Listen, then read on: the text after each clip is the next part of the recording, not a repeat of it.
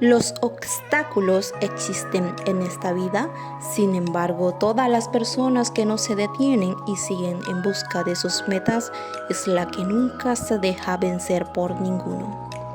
Le mostramos a nuestros seguidores que el sábado 25 de mayo, la actual Comisión Nacional del Festival Interuniversitario Mary Bonore estuvo en Llano Ñopo colaborando con la comisión local en sus actividades de venta de comida,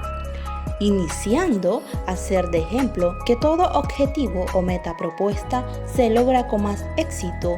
si existe la comunicación y el trabajo en equipo. Culminando con este pequeño video, agradecemos a todas las personas que nos envían mensajes motivadores y si usted aún no forma parte de nuestros seguidores,